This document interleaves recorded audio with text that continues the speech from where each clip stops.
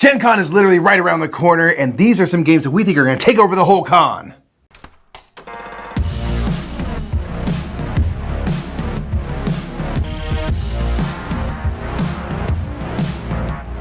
What's up, everybody? My name is Nick. I'm Mike. We are the Buzz Murph, and that's right. Today we're going to talk about 10 games that we think are going to get a lot of hype at Gen Con. Sure. Now, we'll tell you right now, this is pure speculation. There's a ton of games coming out at Gen Con. We don't know. Some of them big, we're pretty sure, like, yep, this is going to do very well. Some are small. We're like, you know what? I think this is going to do very well. But we really have no idea, but it's fun to speculate like this. Absolutely. And this is partially informed by the BGG Gen Con preview. For all the major cons, there are these preview lists that publishers will populate with their games, and people can literally click on them with thumbs up saying, hey, I'm really excited for this one. So some of this is informed by you. So indeed, go and click on these things if you want to kind of mark stuff for your own interest. That is something that you can do right here at Board Game Geek. That's right. And I will say real quick, we're not going to put ARCs on the list because ARCs is already massive. Like half of the hot reviews on BGG right now are just about ARCs. Shove and Sit Down did a huge video. ARCs all over the place. We're just not going to talk about ARCs, but let's be honest. It is going to sell a Gen Con, ARCs is number one. But we're not going to talk about ARCs, so let's talk about 10 other games.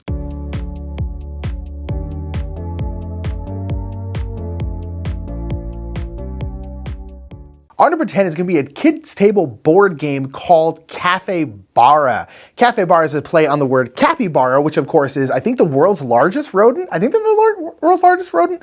But they're in, like, I think Brazil and stuff like that. They're these big, beautiful, beautiful babies. They're beautiful. Yeah, they're just like, they're big rats kind of, but they're very like peaceful, and they're just kind of like always like, And Capybara, a cafe bar rather, is a game where you are a capybara and you love coffee, and so you've always wanted to start your own cafe.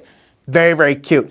Here's the thing. I think this game is going to do very well at Gen Con because it's very, very cute. It's also kind of continuing roughly in a line, a series of games from Kids Table Board Games that includes Creature Comforts, Maple Valley, and then now Cafe Bar. They all have the same look. They all feature anthropomorphized animals, and they all are really, well, I haven't played Cafe Bar yet, but the first two are very, very fun. I really like Creature Comforts, and I really, really liked Maple Valley. Shout out to Jamie from Foster Meeple. Check out her stuff on BGG too. She's the one who showed me Maple Valley. I really, really enjoyed it. And so I'm like, okay, I'm liking this line of games. I love the art. I love the look at them. I like the play on words. You're like a capybara running a coffee shop. So you're getting cards. These are going to be various ingredients. You're getting decor for your coffee shop. You're just trying to make the coolest little coffee shop. And I just think it'll do well. I think it's going to just, I don't know, I think it's going to capture people. I think it's people walking by, they're like, cafe bar with a cafe bar in the front. That is very, very cute. Give it to me. So that's why Cafe Bar is going to be number 10.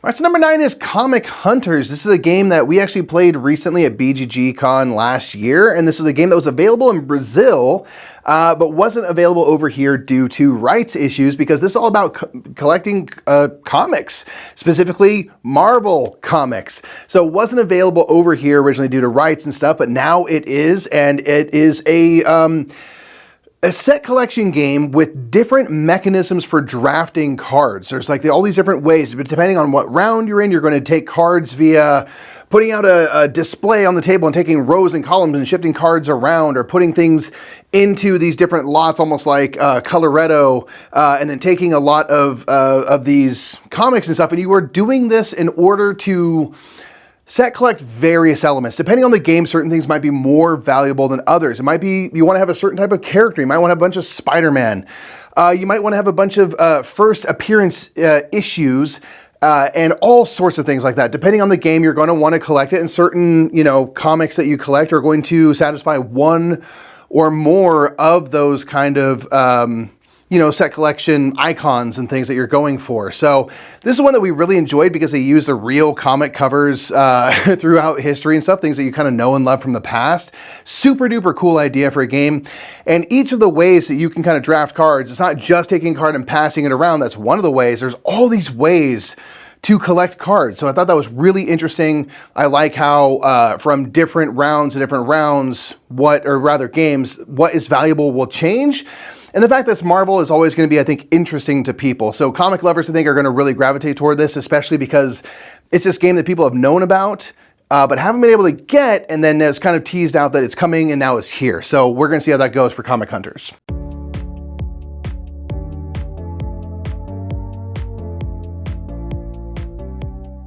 Number 8 is also a continuation of a series just like number 10, and that is going to be Undaunted 2200 Callisto. This is continuing in the Undaunted series of games. We have Undaunted, Undaunted Normandy, Undaunted Stalingrad. There's a whole bunch. There's like a new Undaunted game every single year.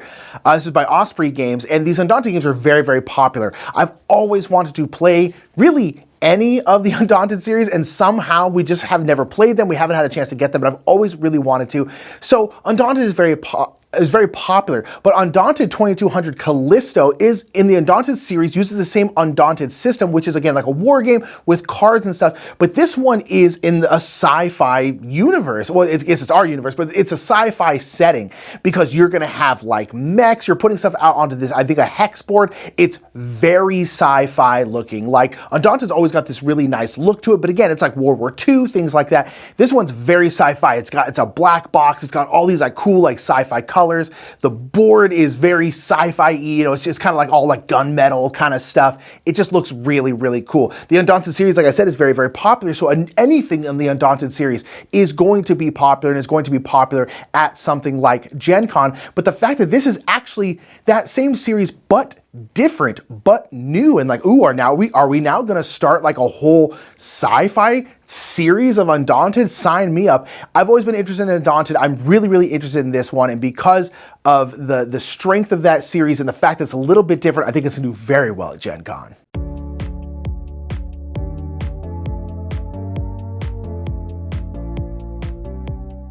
Next up is Radlands Cult of Chrome. This is a little expansion for a very popular game, Radlands, which is kind of a dueling skirmish game where you're playing out cards and people and vehicles and stuff, kind of like in a Mad Max, really cool world. And this is an expansion, a small expansion that adds more camps. So you have these kind of camps that are the 3 things you're sort of protecting and trying to knock out of your opponent. So now you have a bunch more just to up that variability. And there's also certain cards that rebalance camps from the original game. So it's all in the kind of name of creating new combos and synergies and things and ways to, you know, strategize throughout your game. This is one I think will blow up because like Radlands is something that people really know and like. It's a small expansion, so it's small, it's portable. I doubt it'll be too expensive, so I think a lot of people are gonna rush to pick up that expansion to take a game they already know and love and add that much more variety to it. So that is Radlands Cult of Chrome.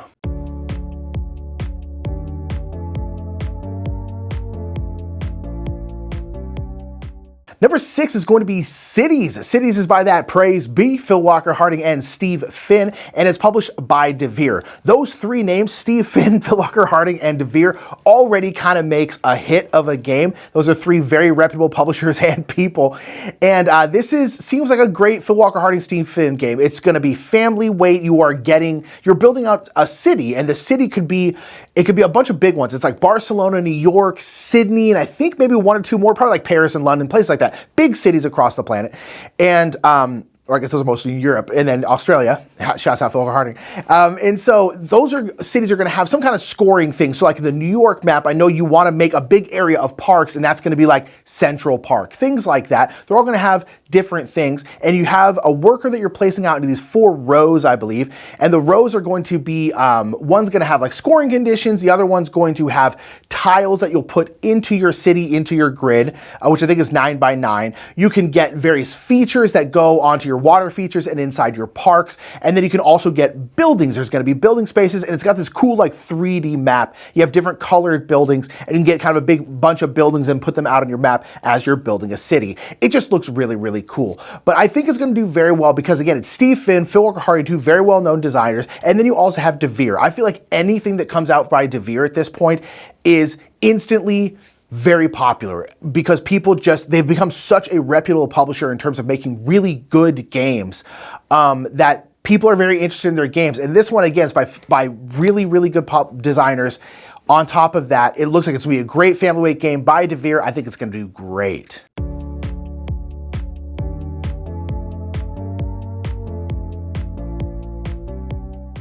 Number 5 is Nekojima. This is a dexterity game that we actually just played at BGG Spring that just has a lot of like visual appeal. You can kind of see it from far away because you are making these poles with wires, kind of like these telephone wires, and you are putting them on this board competitively and trying to basically be the person that doesn't knock over the whole tower. So this is something that has, dynamic colors with the different wires. They're crisscrossing around each other. You're trying to place these dowels essentially on top of each other in these really wild ways to kind of mess with your opponents and not mess yourself up. And it just has a lot of presence. Presence at a con is something that's super important. You need something that's going to catch your eye because there's obviously stuff everywhere around you. There are things to look at, things to pull your attention. So something like Nekojima that looks really kind of cool and dynamic, and there's big moments because things are toppling over and there's people, hooting and hollering and stuff like that, and excitement, I think could really generate some buzz. So we'll see. We really enjoyed the game. I thought it was super duper fun. And really just one of those ones where you really try to go for some really big and dangerous moves to try to pull off that kind of upset and mess with your opponents and stuff like that. So that's Nekojima.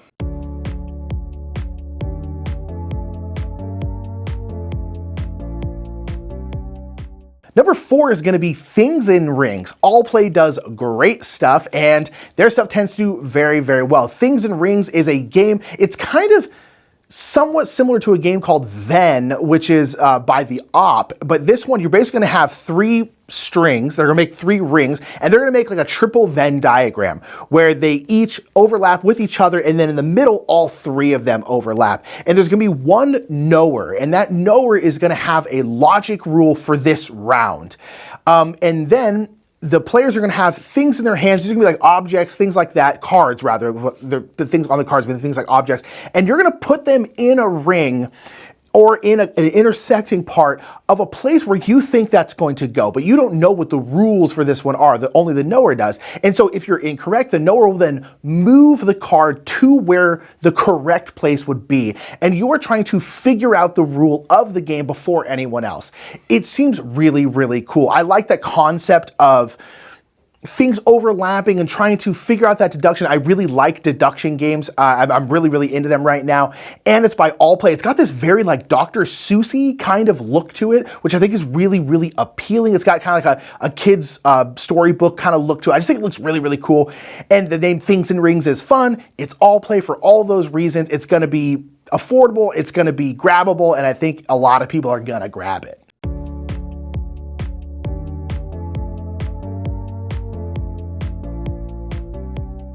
Number 3 is Gnome Hollow. So this is a game that's been kind of talked about for a while and is coming from the Op and has really awesome, beautiful kind of watercolor art. And it's a game where you are placing out tiles in order to then move your gnome and take actions. You're trying to create these little rings of mushrooms to be able to then take those mushrooms and deliver them back to the market. And so this is a game that has a lot of appeal, an ease of accessibility, easy game to get into, but with fun combos and things you can pull off. And all of the tiles have these hand-painted watercolors on them. So it's really kind of whimsical. I kind of feel like going in the direction of gnomes and stuff. I feel like as the hobby is sort of shifting into like fairy tales, and this kind of feels like in that direction, you still kind of have like a nature forward theme, but you have these kind of fun, fantastical characters that are running around doing stuff and collecting mushrooms and flowers and stuff like that. It's just something that has a lot of appeal, but then a lot of really fun kind of combos you can do to reward the gameplay as well. So it's not just, the looks or anything. It also has this like magnetic player board so your pieces don't fall off, which is a great gimmick. Like, if you're going to have a gimmick like that, make it awesome, even if you don't need it. So I'm really excited personally for that bit. And this is one that we've been wanting to try because we've heard about it for quite a while at this point, and happy to see it kind of finally hitting people's hands.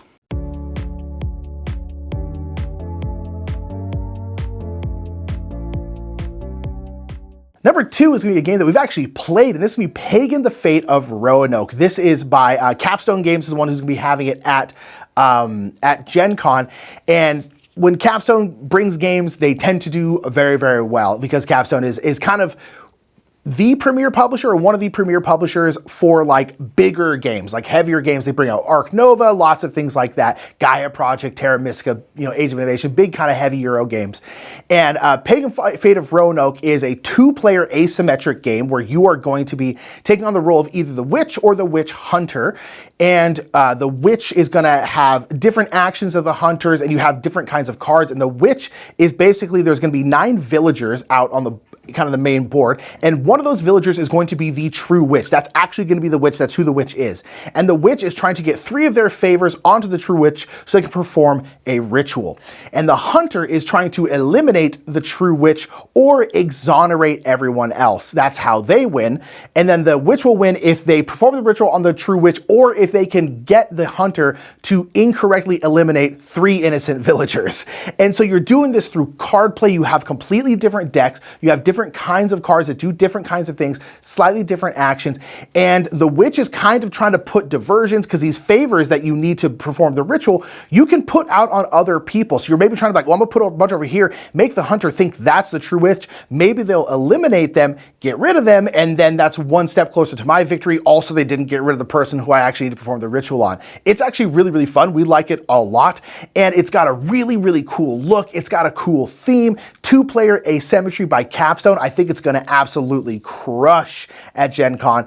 And on top of that, it's really fun.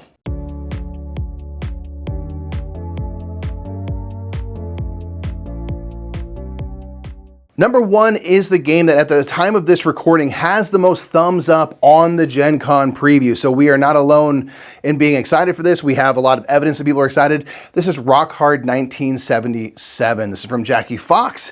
And it's all about being a rock star in the 70s. What Jackie Fox was. So speaking from, personal experience, and it's about being in that world, doing rehearsals, performing at gigs and things like that, being in the scene in 1977 when so much was going on, so many iconic bands were running around in Los Angeles and elsewhere and stuff. And so it's something that is this really kind of cool, passion project. Jackie, we've talked to her about this game for a long time. And it's really cool to see it finally getting picked up by Devir, which is, a publisher that's really doing a lot of big things right now. So I think that brings its own excitement. And it's one that is just kind of a cool story. Got the cool art and stuff. It really feels like that era. Even like the paper money is kind of dirty and grungy and stuff. So it just is really soaked in its theme. And that's something that we haven't had a ton of games that have themes around music, or specifically the rock and roll scene. So it's unique, and that's something that I think will always pull people's attention. And then backed with Devir and their kind of reputation, I think makes this a home run. So I fully anticipate this game to just sell like hotcakes, and we'll see, and hopefully we'll get to pick up a copy as well. All right, those are 10 games that we think are going to be absolutely huge. Are they going to sell 1 billion copies? Maybe. Maybe. We'll see. 1 billion We should do a video after the fact and see if we were all correct. Yeah, a little supplemental. We'll see what we observe. If you're at Gen Con, do stop by the Hot Games room. Yes. If you want to check out all of these new releases and things, you can play them and this put on by Board Game Geek. So you can go see some of the Board Game Geek people as well. And if you go to the con, have fun. We'll hopefully see you there.